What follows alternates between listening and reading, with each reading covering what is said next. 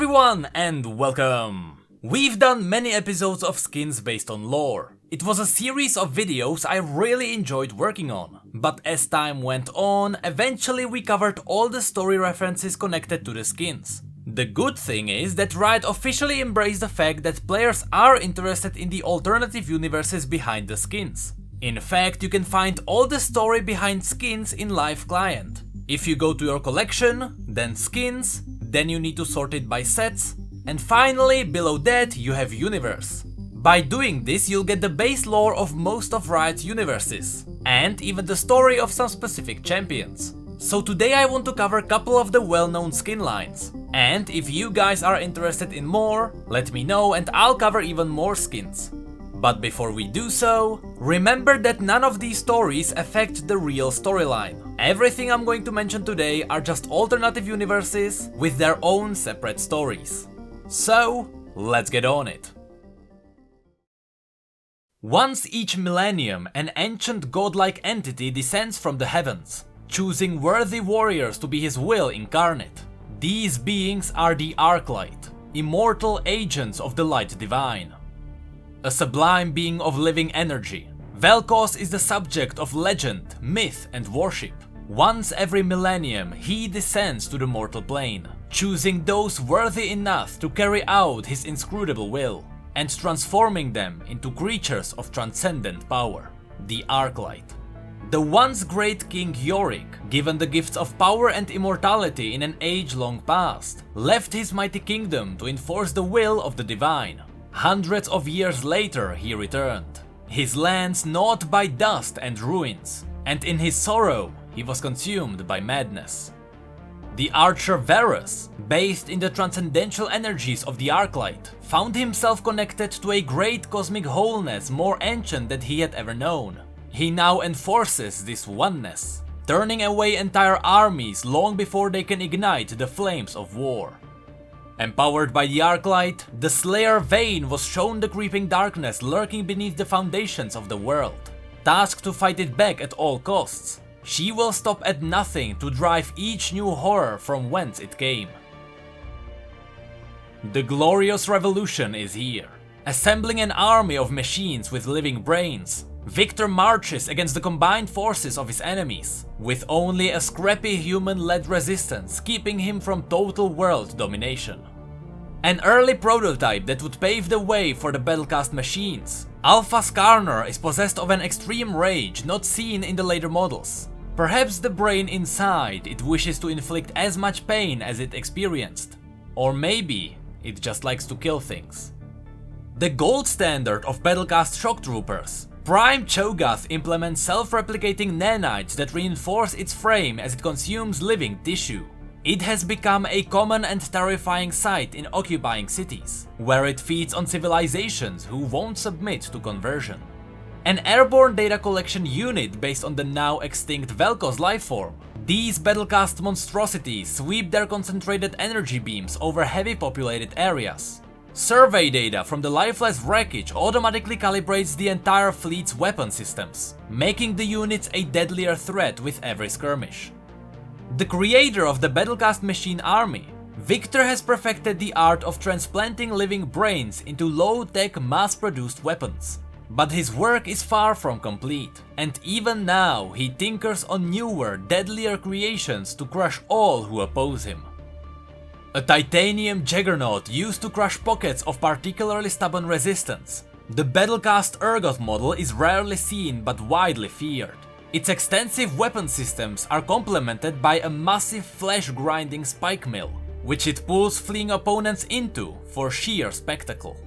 The question of the human soul has always intrigued Victor, and so he set to work building a Battlecast machine capable of harnessing it. The resulting Zerath units are twisted hellish monsters, imprisoned in a cage of psychic energy, constantly discharging superheated plasma toward any opponent in range. Mass-produced artillery units based on the now extinct Kog'Maw organism, Victor has invented an ingenious shell delivery system best appreciated from about 100 miles away, the latest design's maximum range. Caitlyn, designated Resistance Sniper, has never forgiven herself for letting Victor's rise to go unchecked for so long. determined to fire the round that ends the war for good. She has personally gunned down hundreds of Battlecast machines in her bloody search for absolution. Chief enforcer of the human-led resistance, Illaoi was once the subject of a failed Battlecast conversion that left her with control over nearby machines. Seizing her newfound power, she has single-handedly decimated Victor's forces in countless battles, becoming a beacon of hope for rebels across the world. Twice did Dragonfire consume the world, twice from the embers where heroes forged. Dragon Slayers first rose to battle their ancient foes hundreds of years ago, and after their victory, the land fell into a long forgetful peace. When the dragons returned, most of the ancient warriors had passed away, leaving Braum to take up their task with only his mighty shield to defend the innocent. As the Dragon Slayers fought a bitter war with their nemesis, Tristana was busy with a draconic matter of her own.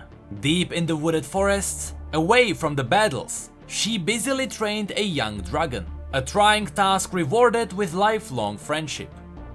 Survivors of recent monster attacks tell stories of serpents in the sky and a powerful sorceress nesting deep in the mountains. If the rumors are true, it means the dragons have returned, and that this time, Zyra is breeding them. The sorceress called a great mountain her home, and from it, reborn dragons poured endlessly into the sky. Though dragon slayers fell all around him, Xin Zhao struck into the monster's lair, determined to end her evil once and for all. Seeking to turn the very essence of dragons against them, the great dragon slayer Swain battled beneath the earth for the souls of ancient long-dead worms. In his hubris, he was consumed by their power, emerging a corrupted thrall of the monsters he once swore to destroy. When Dragonfire consumed the world, heroes rose from the embers and cast down the beasts of legend. These warriors passed into history, then myth, but Pantheon alone remained, the last of the ancient dragon slayers. Dragons, though feared, are still living things that can be befriended under the right circumstances. Lulu enthralled her small friend with whimsical magic, becoming the first ever dragon trainer. Many heeded the call of the dragon slayers as they mastered their forces, from common cutpurses to fabled monster hunters. Vayne was one such legendary recruit, for what is a dragon if not the deadliest beast of all? All are accepted into the ranks of the dragon slayers, from the lowest peasants to the mightiest king, for dragons would devour all equally. Jarvan IV willingly gave up the throne to join his doomed countrymen and stand against the fury of monsters reborn. In the vast darkness of space are born terrible beautiful things, cosmic creatures of sublime love, and the unknowable monstrosity of the dark star. These are the children of silent gods, and they are finally coming home.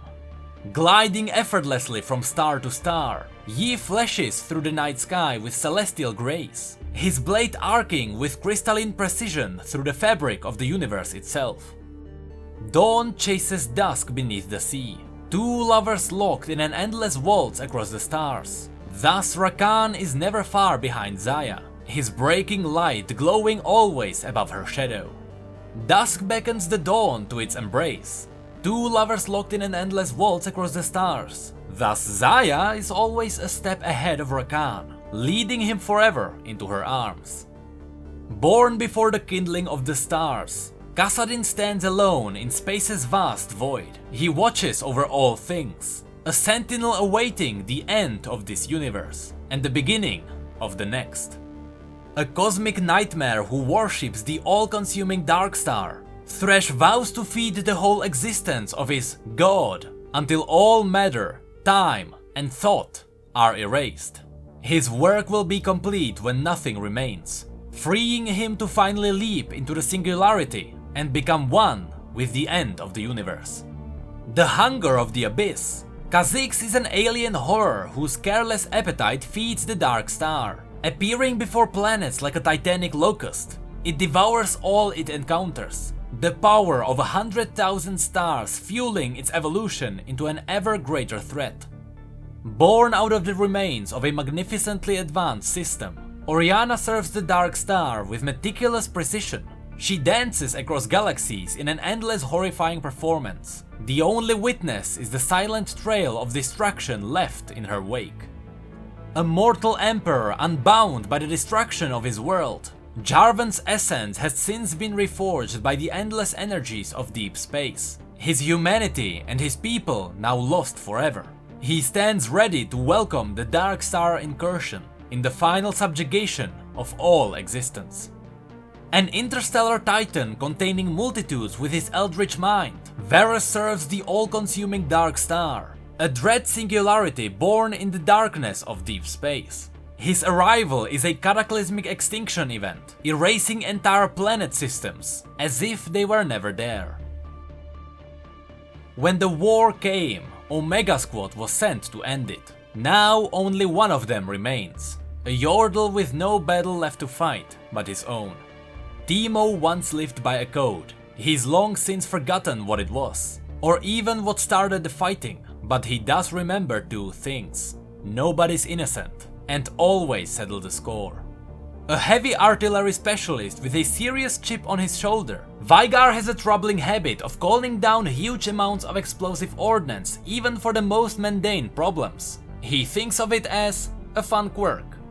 Omega Squad Saboteur Fizz is skilled in underwater combat. It is unclear what kind of action he saw before joining up, however, as he only ever refers to the sea as a big bucket of chum. Commander of Omega Squad, Tristana has made it her policy never to retreat unless she's returning fire the entire way home. She calls it advancing backwards. Squad Medic and Deranged Lunatic, Twitch has been deeply and irreversibly affected by war. It's been a long time since he was a competent medical professional, as he no longer abides by the adage, do no harm.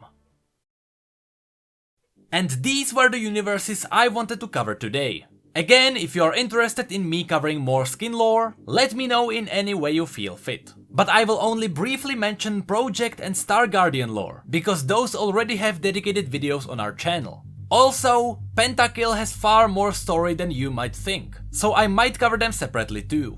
But that's it for this video. So if you enjoyed it, feel free to rate it and subscribe for more lore and news. You can also follow us on Twitter, Facebook and Discord if you'd like to chat. I won't be here for the next 2 Sundays in a row, so keep an eye on our Twitch during other days. We will still put together a bigger stream. Our merch and P.O.Box are in the description in case you'd like to send something over. Of course, massive shout out to our patrons for going the extra mile. You guys are magnificent. And with that, thank you all so much for being here and for your support. You know I really appreciate it. And as always, thank you, come again.